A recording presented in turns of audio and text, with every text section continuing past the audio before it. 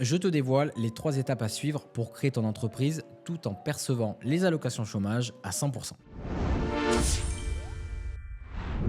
Salut, c'est Clément, expert comptable chez Advice. La première étape, c'est que tu vas devoir choisir entre l'ARE et l'ARCE. L'ARE signifie aide au retour à l'emploi, c'est le chômage que tout le monde connaît, tandis que l'ARCE signifie aide à la reprise ou à la création d'entreprise, et c'est réservé aux entrepreneurs uniquement. Et sache que ça ne peut pas être cumulé avec l'ARE. Donc entre ARE et ARCE, il faut choisir. L'ARCE, en fait, ça te permet de toucher en 2 fois 60% de tes droits chômage. La moitié au lancement de ton activité et l'autre moitié 6 mois après, si toutefois tu exerces encore cette activité. Mon conseil, c'est de choisir l'ARE si tu as besoin de revenus stables et l'ARCE si tu as des investissements à faire dès le démarrage de ton activité qui nécessite d'avoir un fonds suffisamment élevé de trésorerie. La deuxième étape, ça va être de choisir le statut juridique de ton entreprise et créer ton entreprise. Alors pour ce qui est du statut, il n'y a pas 1000 choix. Tout d'abord, il y a la micro-entreprise. C'est un statut simple avec peu de formalités,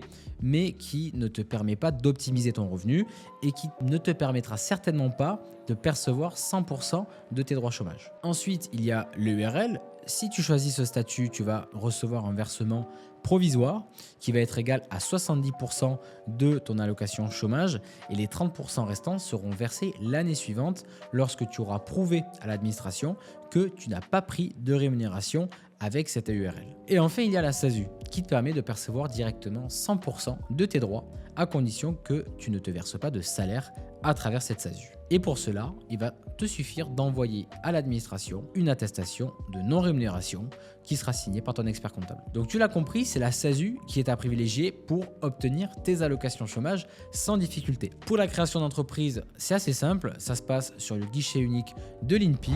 Tout se fait en ligne aujourd'hui et sache qu'Advice t'accompagne gratuitement sur toutes les démarches de création si tu ne t'en sens pas capable ou si tu souhaites tout simplement déléguer. Et enfin, troisième étape, ça va être de déclarer ton activité à France Travail. Tu vas devoir leur envoyer le cabis de ta société et déclarer le changement de situation auprès d'eux. Encore une fois, tout se fait en ligne de manière assez simple. Dernière information importante, sache que tu peux percevoir l'ARE suite à la création d'une société, mais également suite au rachat d'une société. Le tout finalement, c'est d'avoir cotisé pour le chômage au préalable lorsque tu étais salarié. Voilà, c'était les 2 minutes de la compta, 2 minutes pour mieux connaître ta vie administrative et comptable en tant qu'indépendant. Pour en apprendre encore plus sur ce sujet, tu peux cliquer sur la vidéo qui apparaît à l'écran juste ici. Abonne-toi et clique sur la cloche pour ne pas manquer mes prochaines vidéos. Et si tu as une question, direction le lien en description pour nous la poser sur notre site. À très vite.